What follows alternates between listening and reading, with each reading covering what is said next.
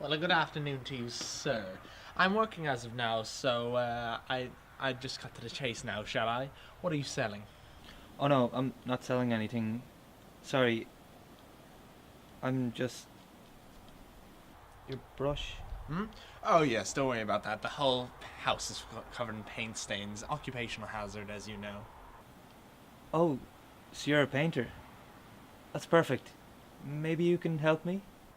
Of course. Heston Charles, how may I be of service to you, sir? Pleasure. Stuart Forde.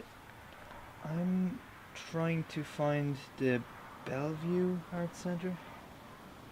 I'm sorry, did you say you're Heston Charles? I see you've been blessed with a fine pair of ears, my boy. I did indeed. Holy shit. Heston Charles. The Heston Charles. Heston Charles. The artist Heston Charles. That's what my mother christened me, yes. Holy shit. It's an honor to meet you, sir. Oh, please, don't call me sir. Only those worthy of knighthood and teachers get the title of sir. Just call me Heston, good boy. Oh, I'm a huge fan. You know, my daddy, he spent like 5 years looking for an original piece of Crying in the Moonlight, and when he finally did, at an auction, real estate auction, he outbid Richard Primfrey, the richest man in town. Well, I'm glad I could be the subject of such auction room barter. Yes. Oh man, this is crazy. I get lost on my way to the Bellevue Art Exhibition. Where do I end up? Only on the doorstep, face to face, with one of the most introspective artists of the 21st century. Yes, it does make quite the yarn, doesn't it? Going to Bellevue, you said? Yes, sir. Heston. How many hours were you on the road? 4, maybe 5. I'm afraid you're about an hour and a half from anywhere. The most I can offer you is maybe a cup of tea to perk you up in some directions. How does that sound? Oh, I would love to, but I couldn't impose. Oh, nonsense.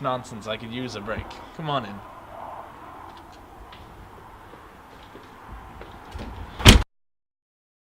Take a seat. I won't be a moment.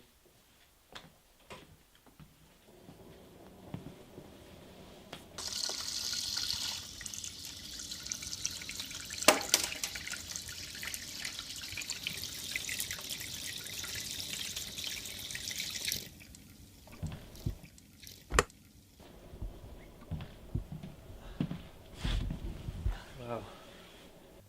I can't believe I'm actually sitting in the living room of Heston Charles's house. Please, you embarrass me. I never did embrace my status of celebrity. How come? I've learned over the years it makes men vulnerable to be taken advantage of. Always someone wanting something from another person with power and influence. No, I don't like that, so I avoided all that noise, living the quiet life out here, you know. I read somewhere that you've never done an interview. Is this true? Indeed it is. Journalists tend not to let a small thing like the truth get in the way of a story that will sell magazines and such. No, and I'll tell you something, I'm not a fan of fiction either, to tell you the truth. I admire your principles.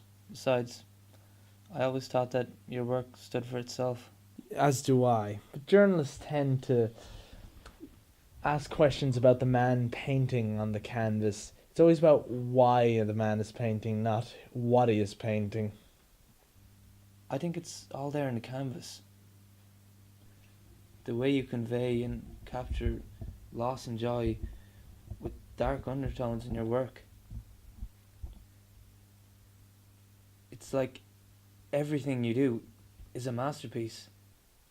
Do you know the meaning of a masterpiece? Ooh, one moment.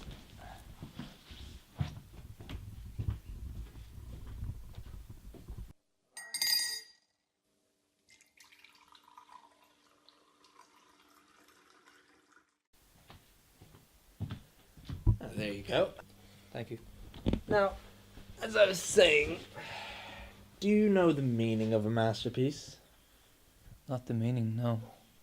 In bygone days, an aspiring artist would undergo training overseen by an already established artist, otherwise known to the young student, or apprentice, if you will, as a master. Now, throughout the training, the master would teach the apprentice the ins and outs of the craft, learning by composing little pieces and picking up skills, a trial and error deal, if you know. But then, when the young apprentice has learned enough, and had finally composed a piece that excelled beyond his other work, and reached a certain level of excellence, and becomes a master of his own craft, that piece would be known as his masterpiece. Wow. See, a masterpiece is the piece that an artist composes with the most heart and the most soul. It can only be composed if the artist is most honest with himself and do what needs to be done for the sake of art attitude, even if it means spending all seasons looking to the abyss. A great masterpiece can take a man over. It can even drive him to madness, as history has shown us. So can women. Yes, it's interesting you should say that. You know the yarn about Van Gogh cutting off his ear for a woman? Of course. Well, in my opinion, that, sir, cutting off his ear is his true masterpiece. You think? Most certainly. Think about it. Van Gogh takes a blade, brings it up to his ear, and cuts it until it's no longer a part of his head, despite all the pain, all in the name of a woman's heart. If that's not living in the abyss, I don't know what is.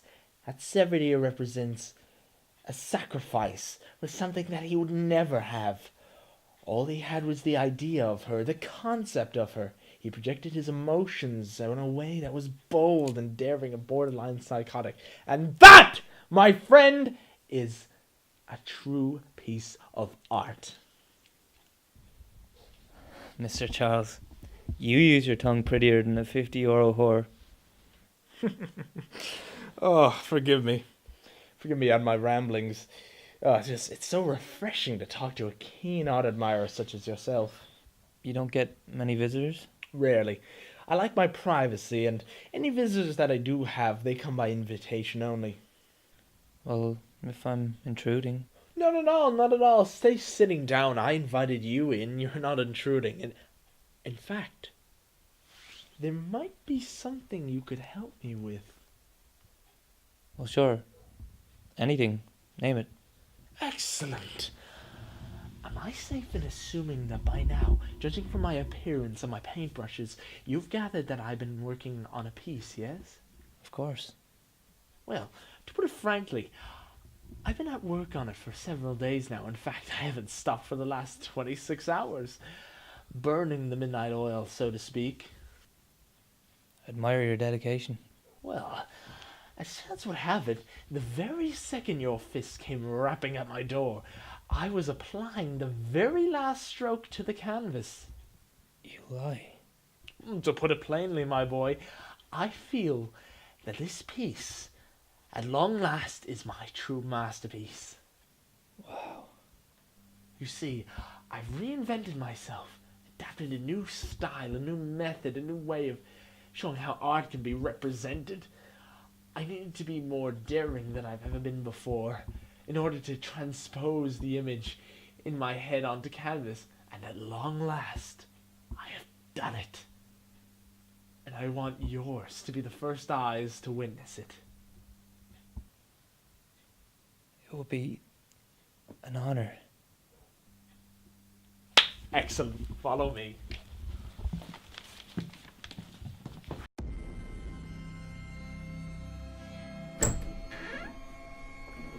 I present to you my masterpiece. Yes, I call it the Paperboy.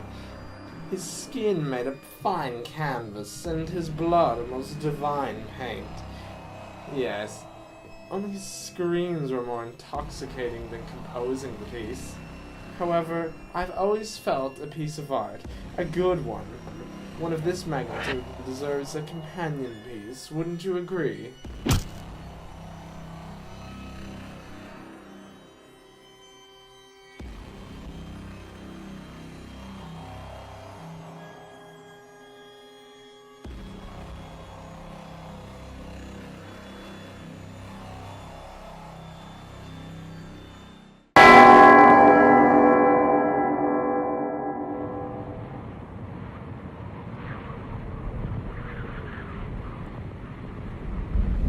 know the meaning of a masterpiece.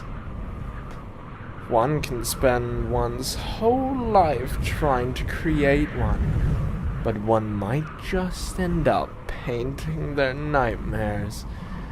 Besides, everyone has a different idea of what a masterpiece is, don't they?